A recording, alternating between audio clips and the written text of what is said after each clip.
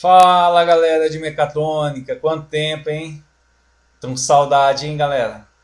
Pessoal, seguinte, essa é a disciplina de instrumentação e redes industriais, tá? Essa disciplina a gente vai trabalhar da mesma forma que em SCR. Vamos trabalhar ela com aulas assíncronas. Vou deixar aulas gravadas para vocês poderem acessar. E também vou estar pedindo atividades em relação a essas aulas, tudo bem? É claro que, na mesma forma como a gente trabalhou em SR, vai ser essa disciplina, tá? Então, vai ter uma data para a entrega das atividades que eu vou comentar no final desse vídeo para vocês. E não vai ter avaliação, tudo bem? Não vai ter avaliação. Em vez disso, a gente vai fazer uma atividade, um trabalho escrito que vocês deverão me entregar, tudo bem? Mas no final desse vídeo a gente fala sobre isso. Essa aula de hoje vai ser uma aula mais de revisão para vocês darem uma recapitulada na cabeça de vocês, aquilo que a gente já trabalhou, aquilo que a gente já viu, tudo bem? E na próxima aula a gente continua com a disciplina, tá? O conteúdo que eu vou revisar vai ser até tagueamento. Eu sei que cheguei a passar alguma coisa em relação à identificação de equipamentos com vocês e também a forma como eles se comunicam, a representação gráfica, mas isso a gente vai deixar para a próxima aula, tudo bem? Pessoal, bons estudos. Vamos lá então. Vamos começar a nossa revisão para vocês darem uma chacoalhada na cabeça aí. Valeu, vamos lá. Ok, galera, vamos começar então nossa revisão de instrumentação básica, instrumentação industrial, aquilo que foi abordado até agora. Então a gente viu que a instrumentação se refere à arte de você medir, de você também manter equipamentos que medam grandezas físicas, né? Grandezas como temperatura, pressão, vazão, nível. E a instrumentação ela é muito aplicada dentro do ambiente industrial, não somente dentro do ambiente industrial, em laboratórios de pesquisa também há muita instrumentação. No nosso dia a dia, nossos celulares, eles têm acelerômetro, eles têm sensor de posição, você tem sensor de temperatura no seu, como fala, na sua geladeira, no seu ar-condicionado. Então a instrumentação está presente em vários lugares. Mas aqui a gente vai tratar da instrumentação industrial, né? Então a gente viu através da aula de sistema de controle que nós temos malha aberta e malha fechada. E a instrumentação ela entra, ela acaba entrando na malha de controle, né? Ela acaba entrando onde? No elemento final de controle, tá? Então, na verdade, o sistema de controle ele está sujeito à participação da instrumentação. A instrumentação está em volta do controle, em volta do sistema de controle, né? Então, dentro de uma malha de controle, os equipamentos da área de instrumentação podem ocupar esses espaços: unidade de medição, unidade de controle, elemento final de controle. E numa malha aberta você pode ter unidade de medição e você pode ter unidade de indicação também, ok? E graças à evolução da instrumentação, você tem o controle do processo, ok? Você tem o controle do processo.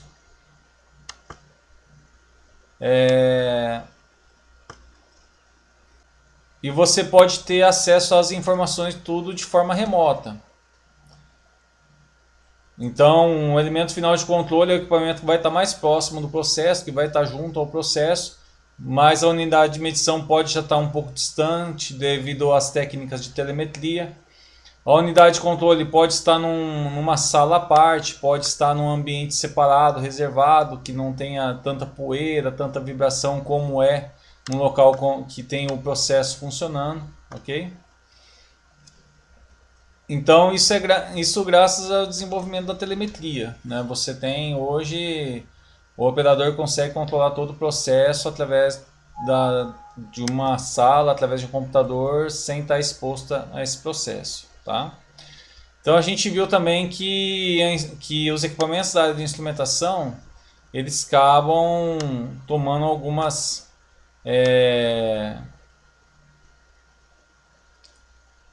classificações conforme a função que ele exerce, tudo bem?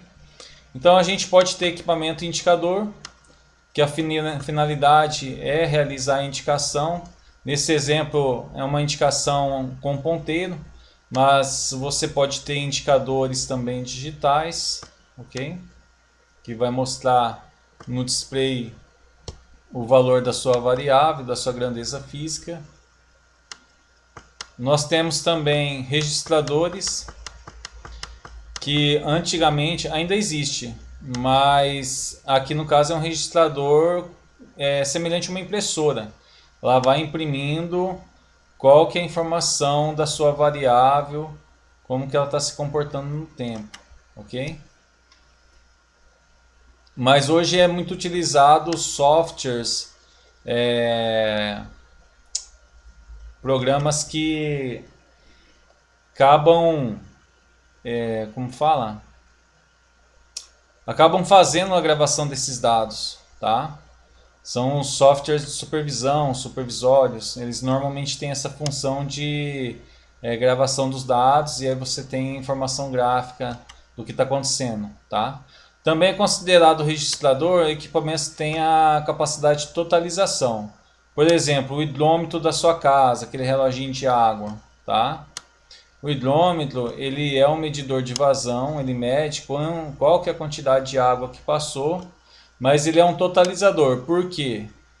Porque ele vai indicar a quantidade de água que já passou no seu display. Tá? Então vai mostrar lá quantos metros cúbicos já foi utilizado. Tá?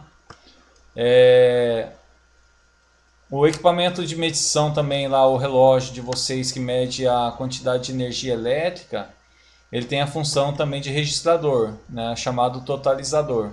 Então entra nessa classe também de instrumento, ok? Porque lá o relógio de medição, ele também acaba gravando, né, qual que foi a energia consumida, né? Qual que foi o gasto, o consumo de energia elétrica que você teve e acaba registrando a quantidade que já passou ali, tá? Outra classe aplicada aos equipamentos da instrumentação é a função de transmissor. Normalmente o transmissor ele tem um sensor. Então, por exemplo, você tem, por exemplo, aqui embaixo, ó, vamos supor que essa parte de baixo aqui faça a medição de pressão. Você tem um buraquinho ali e ele sente a pressão. Só que aqui já tem o equipamento que faz o processamento de sinal. Então, essa parte de baixo aqui, que eu desenhei primeiro, quadradinha, ela é o elemento primário, tá? Elemento primário, pessoal, a parte de baixo, também conhecida como sensor, ok? É a parte sensora. E aqui em cima já tem o equipamento que lê a informação do sensor, tá? E ele já faz a tradução para você. Então aqui tá entrando, aqui na parte de baixo está entrando uma informação de pressão e a parte sensora não vai ler, vai ler a pressão, mas por exemplo pode ser através de um sinal elétrico. Só que você não vai enxergar sinal elétrico aqui em cima. Ele já vai te indicar, ó, a pressão que está entrando na parte sensora é tantos PSI, é tantos quilos, ok? E aí ele pega esse sinal já de forma padronizada, que ele já identificou a pressão e envia, transmite. Essa transmissão pode ser analógica ou digital ou pneumática, tá? Então ele pode transmitir no sinal padronizado, 4 a 20 mA. Então se o seu transmissor trabalha de 0 a 100 kg, tá? De 0 a 100 kg, o 0 vai ser o 4 mA e o 20, tá? o 20 vai ser o 100, o 0 vai ser 4 mA e o 100 kg vai ser o 20 mA, tá? Então ele envia no sinal padronizado, que fica de fácil compreensão, ok? Temos também o transdutor, pessoal. O transdutor é um equipamento que recebe sinais padronizados e converte em outros sinais, tá? Então, você pode ter nesse equipamento, por exemplo, entrando num sinal de corrente, tá? Por exemplo, de 4 a 20, por exemplo, ok? 4 a 20 mA. E aí você sair com... Você acaba saindo aqui com um sinal, por exemplo, de pressão de 3 a 15 PSI. Então ele recebe sinal padronizado e envia sinal padronizado. Nesse caso ele está recebendo um sinal de corrente, um sinal elétrico, e está saindo pressão, né? Um sinal de pressão. O 4 mA corresponderia aos 3 PSI e os 20 mA correspondem aos 15 PSI. Okay? Também temos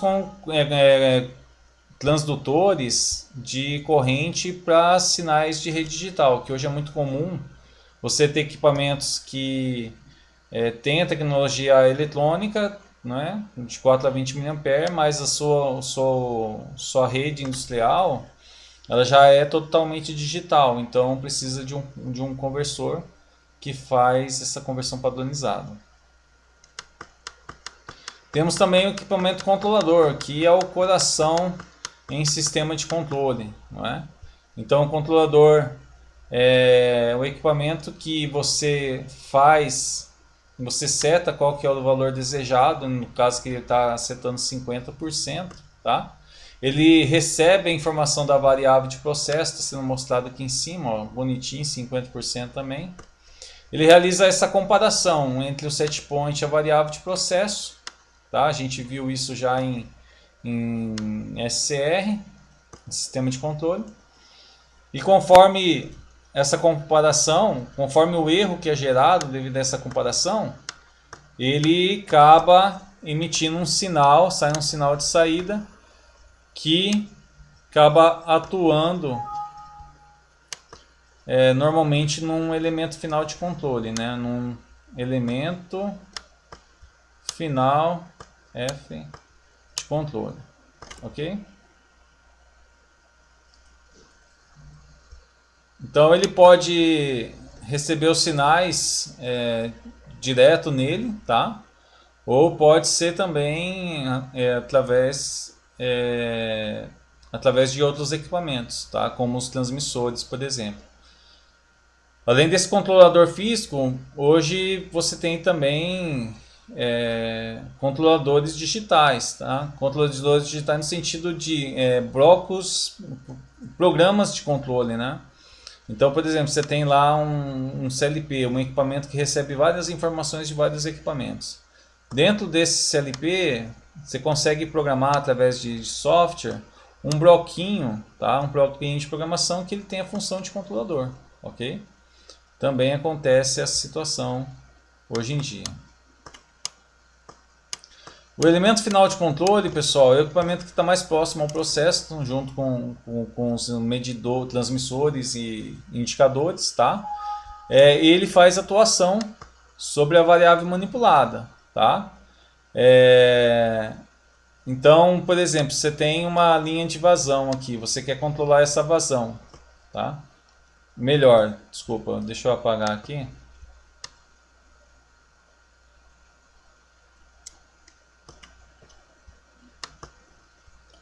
Você tem um controle de nível, tá? Você tem um tanquinho, você tem uma tubulação de saída, tudo bem? Então, o que acontece aqui, pessoal? Para você controlar a altura desse líquido, você precisa controlar a posição da sua válvula, tudo bem?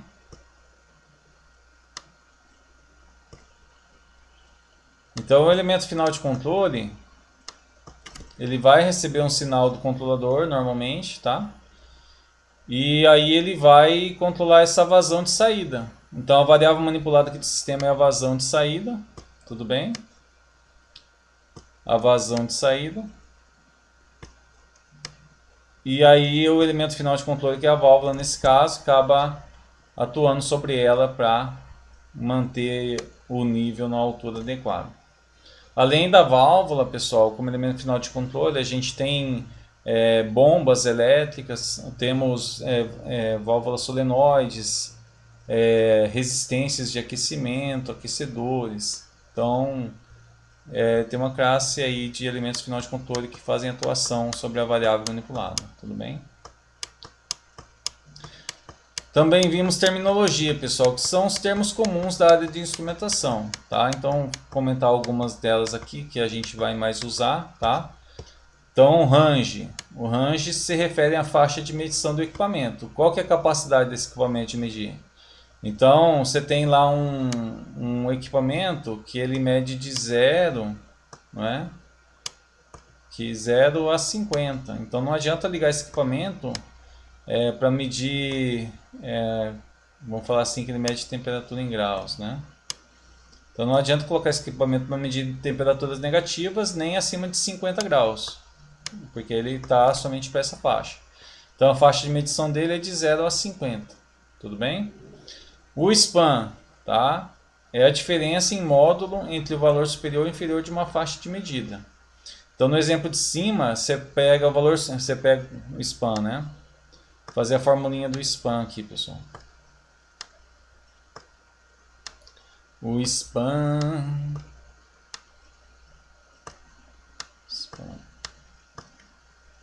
é igual ao valor superior menos valor inferior. Ele é a diferença em módulo. Se você não quiser usar módulo, você pode usar dessa forma, valor superior menos inferior, tá? Que dá certo, tudo bem?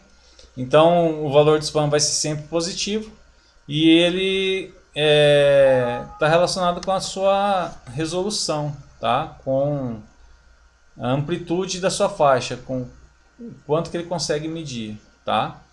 Então, por exemplo, aqui, ó, faixa nominal de menos 10 a 10 volts, a amplitude será 20 volts. Então, o valor superior é 10, tá?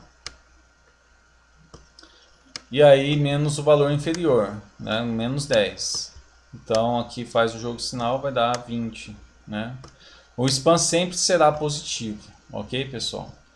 A mesma coisa, instrumento com range de 100 a 500, seu span é 400, 500 menos 100, tá? 400 graus é o span desse equipamento. O erro de medição não é o erro que a gente viu em sistema de controle, tá? Esse é o erro do equipamento. Então vamos falar assim, que o equipamento está medindo lá 50 graus, tá? Ele está indicando 50 graus. Só que o valor verdadeiro, tá? O valor verdadeiro da temperatura, o valor verdadeiro, que é o valor real, tá? Eu vou colocar valor real como VIR para facilitar aqui para mim, tudo bem? Então o valor real aqui desse exemplo fosse 45 graus, tá? Então aqui você tem um erro de medição, tudo bem?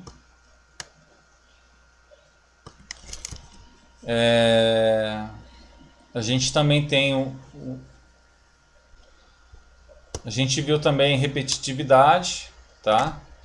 É o grau de concordância entre os resultados de medições sucessivas de um mesmo mesurando efetuado sobre as mesmas condições de medição. Então, pessoal, normalmente isso daqui é uma atividade de laboratório, né? Você está um único observador, numa temperatura padronizada, num ambiente padronizado, né? E você tem vários graus de concordância entre várias medições realizadas, tá? Define a repetitividade do equipamento. E a exatidão de medição, né, se refere à capacidade do equipamento dar resposta próxima a um valor verdadeiro, tá? Então você pode ter a exatidão baseada num fundo de escala, tá? Porcentagem do span e do valor lido, tá? Então aqui tem um exemplo de sensor de temperatura com range de 50 a 250 graus. O valor medido é 100 graus. Né? Então, se a sua exatidão for de 1% do fundo de escala, tá? E está medindo 100 graus, né? Fundo de escala é o valor superior do span, tá? Fundo de escala é o valor superior do span, tá? Do range. Valor superior. Então 1% de 250, tá? Equivale a 2,5 graus. Então significa que seu equipamento marcou lá 97,5, tá? Ou ele marcou tá? Ou ele marcou 102, tá?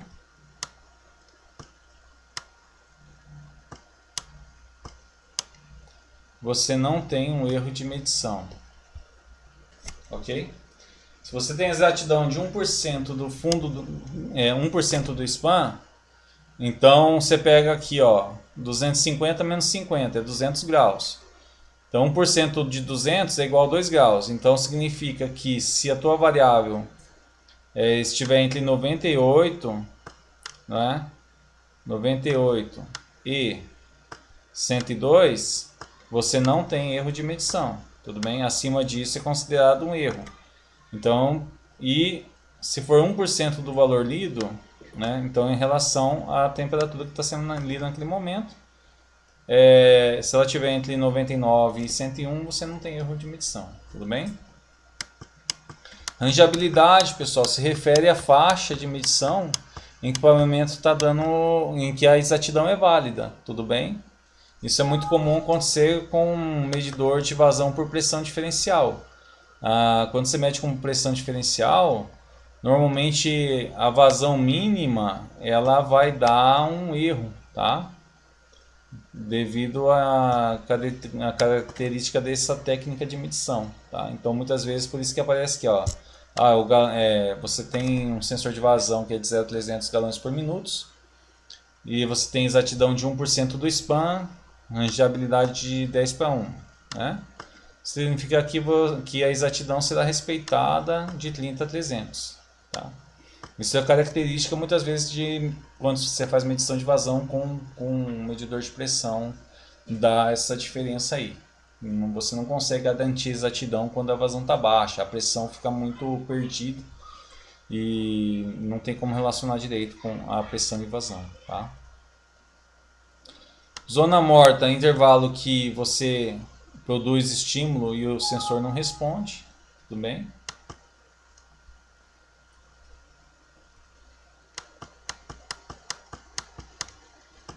E, bom, é isso aí. E sensibilidade é o contrário de zona morta, né? É o mínimo estilo possível para que você tenha uma variação no seu indicador, tá? No seu equipamento de medição. Tudo bem?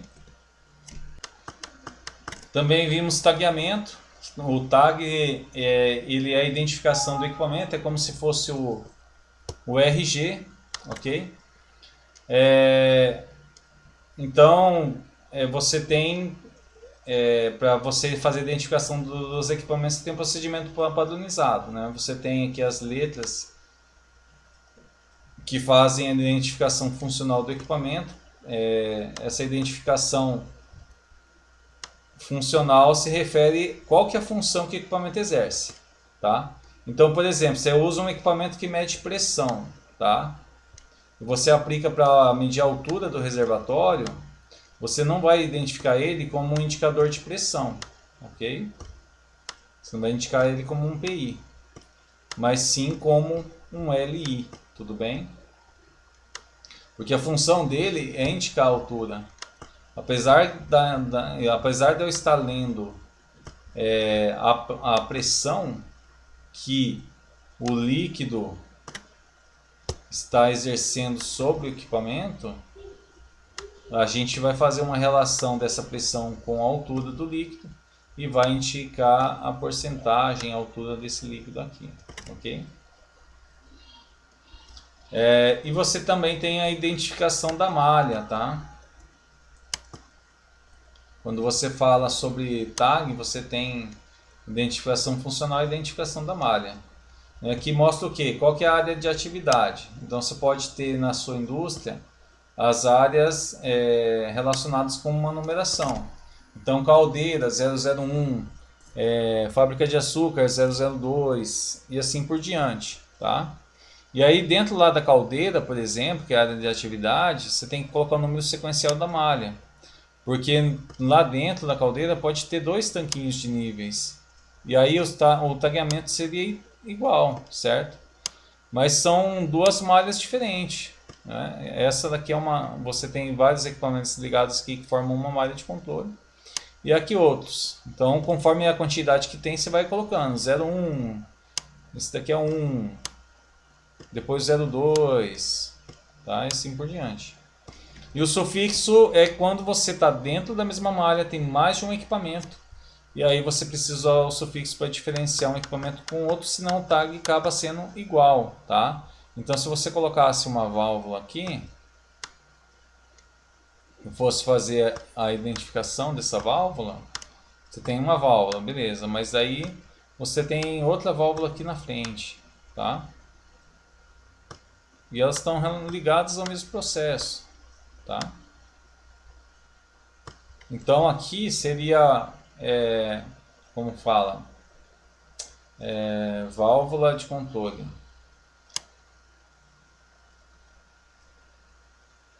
LV, tá? LV. Aí você colocar o número da área, 001, 0, aí o número de sequência da malha, aí ia ficar LV 0001, número sequencial da malha 01, e ia colocar o sufixo A, tá? Para fazer a diferença com a outra válvula da frente, porque aqui também ia ser LV, tá? Válvula de nível, né? Válvula de controle de nível, e ia ser o sufixo B. Então ela está dentro da mesma malha de controle, aqui é uma única malha, tá? Então tem 2 equipamentos que você vai colocar o mesmo tag, mas para diferenciar um do outro você acaba usando sufixo, ok? Nós vimos também que conforme a posição da letra tem um significado, tá? Então vamos apagar aqui. Não apagar não, deixa aí meu desenho massa das galáxias. Você tem aqui PRC, então a primeira posição sempre vai ser a variável, tá? A letra na primeira posição sempre vai ser a variável. E as demais posições da letra vai ser a função, ok? Então nós temos essa tabela aqui e temos as letras. O primeiro grupo de letra se refere à primeira posição, tudo bem? Então é a variável, né? Então você tem aqui, ó, as várias, as diferentes variáveis que você pode ter. O segundo grupo de letras se refere às funções, tá? Então você tem função passiva, que é mais, quando se fala função passiva, são que tem o objetivo de informar, né? Então alarme é um elemento sensor, é um visor, é um indicador, tá? Tem essa definição.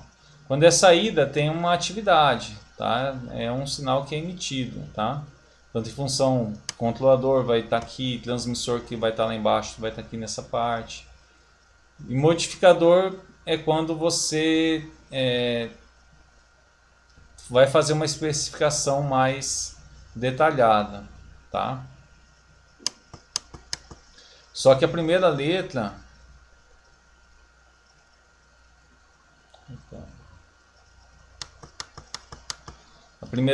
sempre você vai ler. Então, por exemplo, vamos colocar um exemplo aqui, ó. Pessoal, vamos pegar como exemplo a palavra leak, tá? Então, L ele vai ser lido no primeiro grupo de letras, tudo bem? Letra L vai estar no primeiro grupo de letras. Então L vai ser nível, tudo bem? Vai ser nível. O I e o C já vai entrar nesse segundo grupo de letras. Então esses dois aqui, tá? Vocês vão ler nesse cara. Tudo bem? Então o I, no caso, aqui a letra I, tem a função de indicador, tá? E o C tem a função de controlador, tudo bem? Tá aqui, ó, controlador. Mas na hora de escrever, você pode escrever indicador, controlador de nível ou controlador, indicador de nível, tá? Porque a sigla, na verdade, ela vem do inglês, então eles escrevem lá de trás para frente.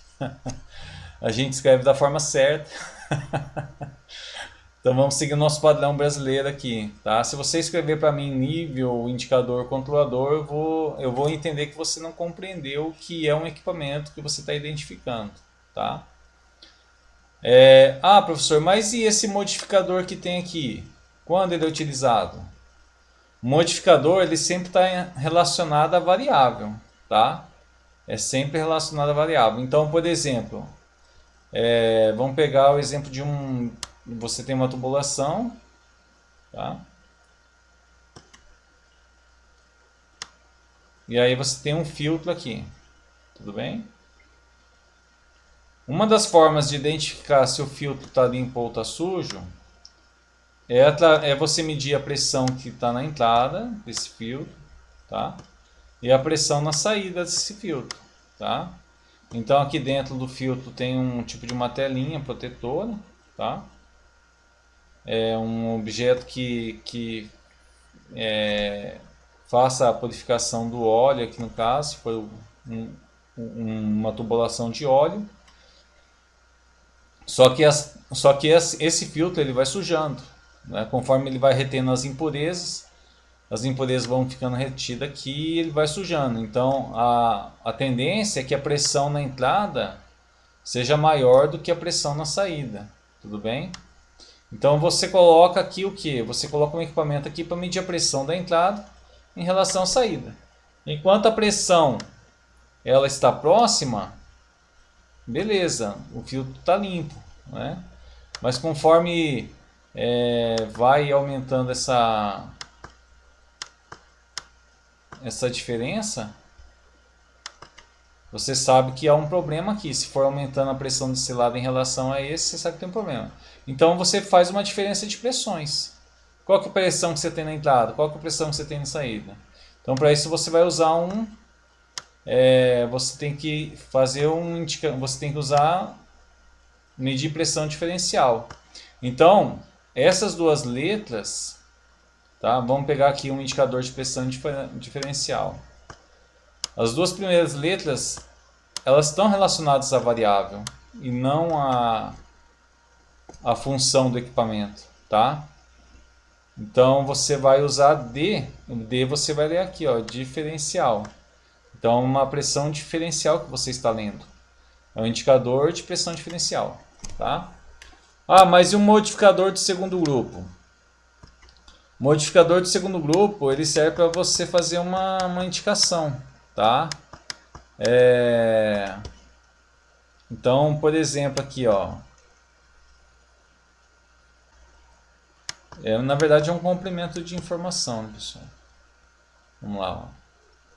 Você tem um tanque. Tudo bem? Aí você quer saber quando ele estiver transbordando na altura máxima, tá?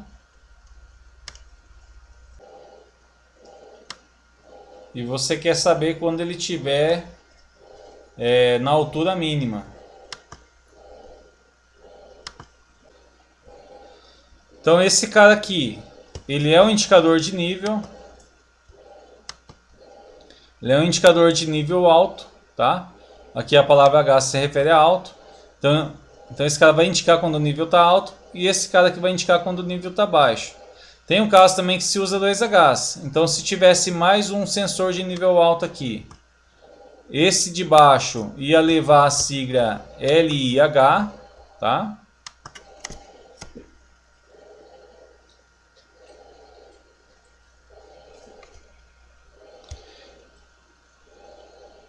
E o de cima ia levar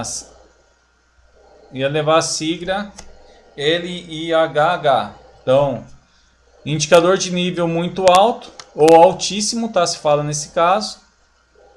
E aqui indicador de nível alto, tá? Mesma coisa para baixo. Se tivesse mais um aqui, deixa eu pegar aqui.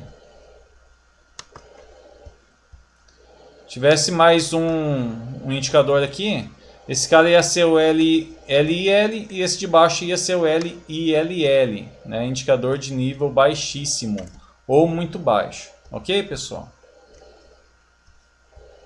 Então, essa modificadora do segundo grupo de letras, ela vai... ela está aqui mais para auxiliar na identificação da função, né, do que o meu equipamento está fazendo. Tudo bem?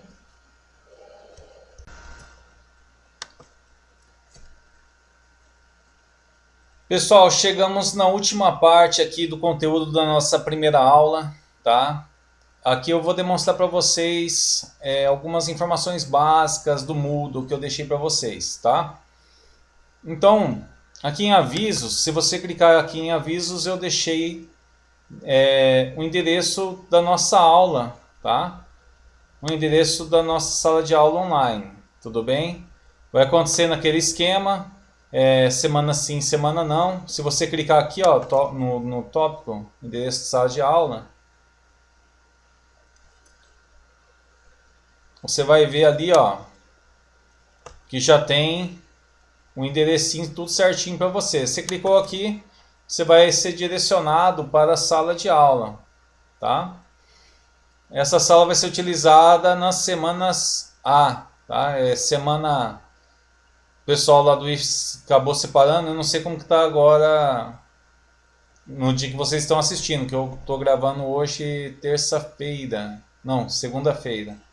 Então vocês vão assistir sexta-feira, mas até o momento dessa gravação, eles estão trabalhando com semana A e semana B. Então essa primeira semana de aula agora é semana A. Toda semana A eu vou estar aqui na conferência web, tudo bem?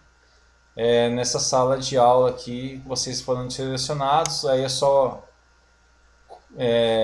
confirmar a presença de vocês e entrar dentro da sala de aula. Calma aí, estou perdido. Tanta aba, quanta aba, meu Deus, onde está o conteúdo? Ah, tá aqui. Clica.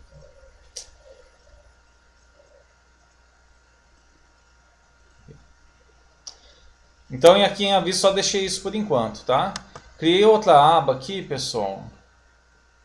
Vou voltar lá. Vamos voltar em geral.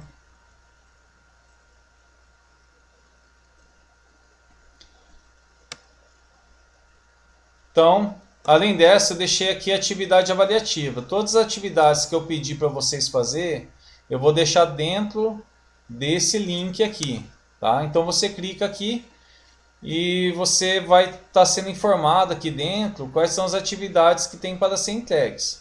Por enquanto, eu só pedi uma atividade, tá?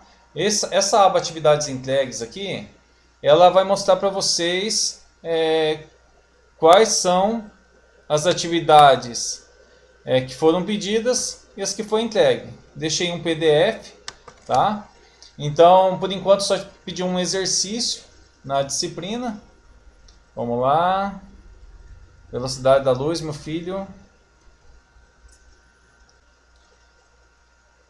Beleza. O mesmo esquema de SR. Onde tem o número 1, pessoal, é quem já entregou a atividade, tá? Onde tem 0, ficou faltando me apresentar, tá? Então, por enquanto só teve essa lista que foi pedida, tá? Eu mudei um pouco o formato dessa lista esse ano. Eu acredito que eu pedi até desenhos para vocês em relação aos processos para fazer identificação do tag e qual que era o tipo de comunicação e tudo mais, tá? É, se vocês não tiverem esse material para fazer, o pessoal que faltou entregar o material, se vocês não tiverem os exercícios sobre tagamento, depois vocês falam para mim que eu passo para vocês. Mas esse conteúdo aqui já foi passado dentro da sala de aula, tá? Então, onde não tem nada que não entregou ou não apresentou, e onde tem o número 1 é que foi apresentado, tudo bem?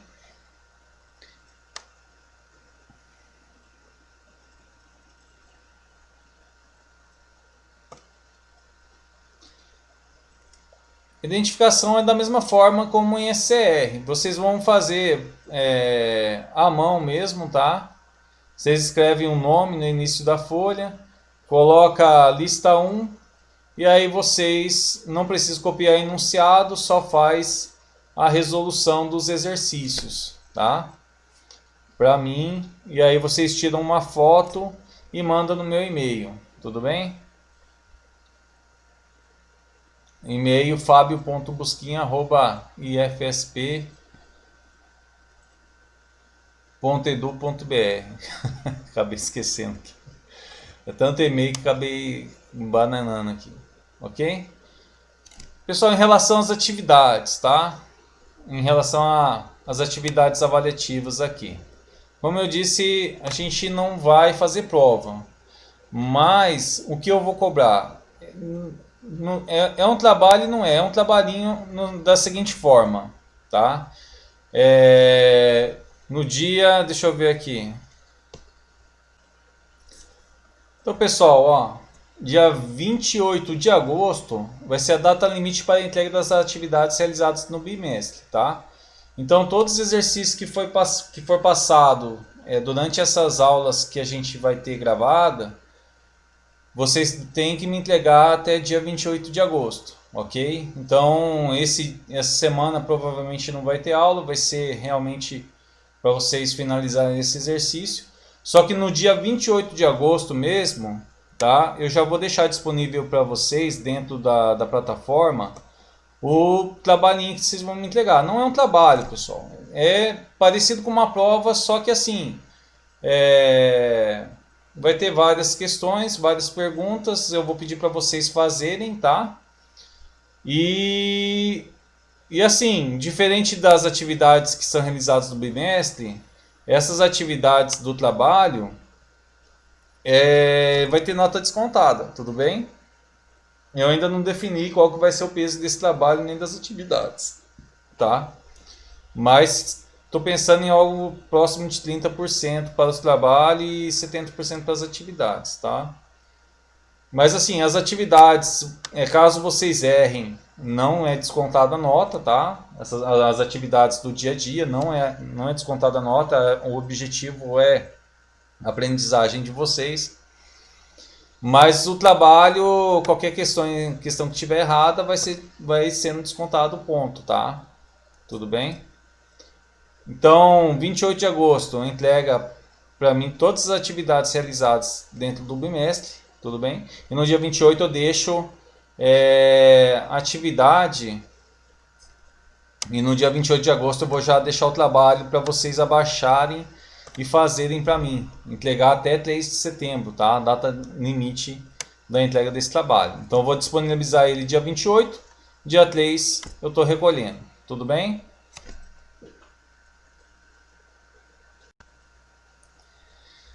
Pessoal, a nossa revisão fica por aqui para vocês darem uma atualizada daquilo que a gente já trabalhou até aqui, qual foi o conteúdo abordado. Eu espero que essa semana não tenha sido tão punk para vocês, tenha sido mais tranquila. Mas é isso aí, temos que continuar dessa forma online, ok? Espero que vocês tenham um bom final de semana, descansem a cabeça e viva a sexta-feira! Até mais, gente. Um abraço. Qualquer coisa, estou no plantão de dúvidas. Até mais.